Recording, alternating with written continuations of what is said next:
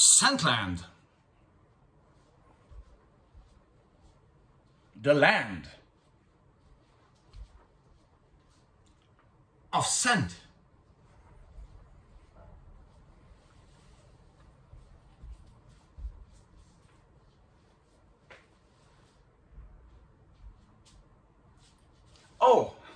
Oh, hi, it's Chris back from Scentland with yet another fragrance review and yet another weird intro. Ha!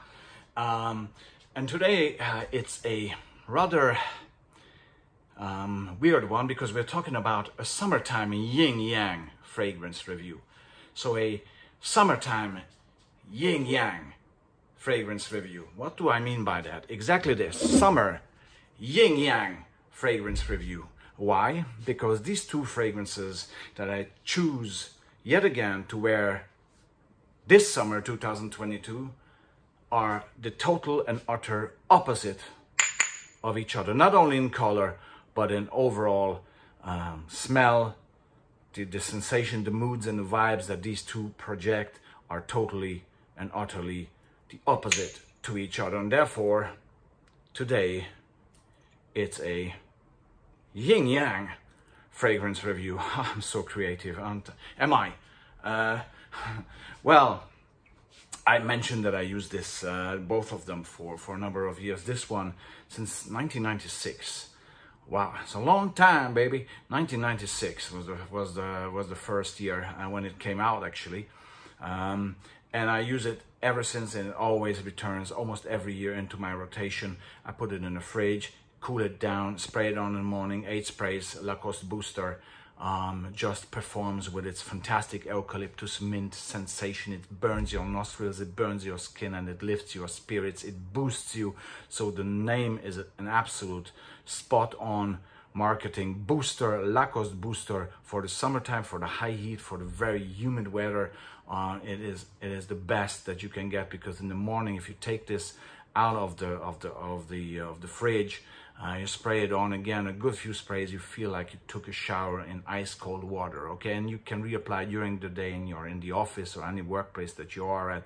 This is gonna refresh you to no end. So this is why it's always there with me in each and every year, in any summer scenario, work, travel, you know, wherever. Lacoste Booster is always there. And this one is totally the opposite. It's a deeply aromatic, almost barbershop-y,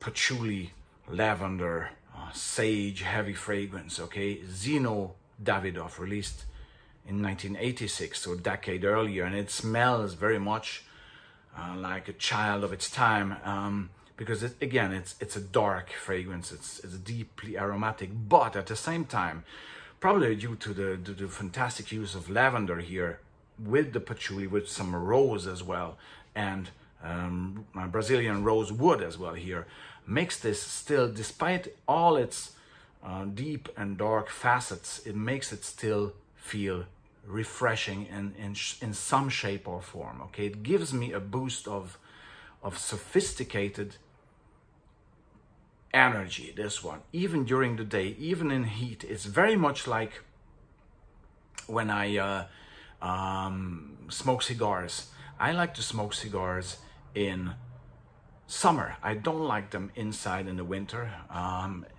They get somehow cloying. I like cigars in the summer heat, okay, giving me almost like some sort of a Caribbean feel, okay? This is how I feel when I smoke a cigar in the summer, and only in the summer. Same thing with Zino by Davidoff, okay? Zino Davidoff, this fragrance is just a total and utter pleasure to wear in the summer, daytime or even nighttime. Probably nighttime even better, because again, it's a deeply fougere, very gentlemanly,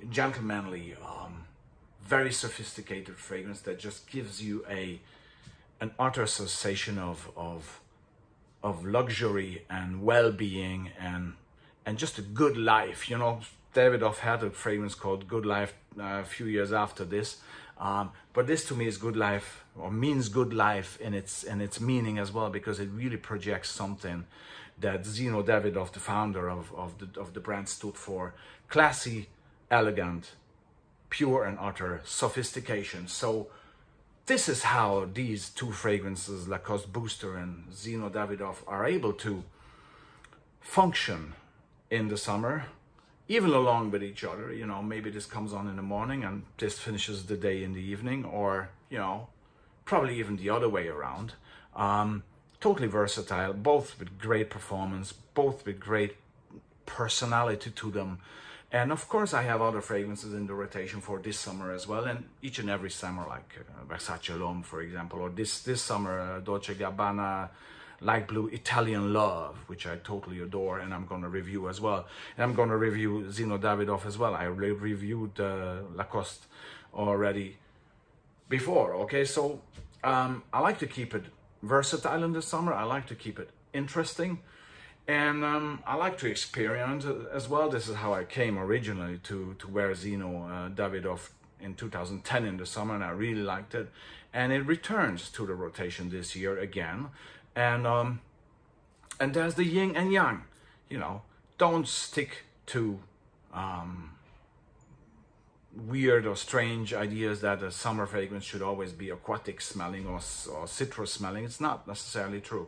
It refreshes you loads of times, but sometimes patchouli, rosewood, sage and rose can very much refresh you, the same way as eucalyptus and mint and sandalwood. Okay, so you know, keep that in mind and keep your mind open to new things, and try the fragrance yin-yang. Okay. Oh, I think I've been talking too much. The ground is sort of opening up. Sorry if I disappear.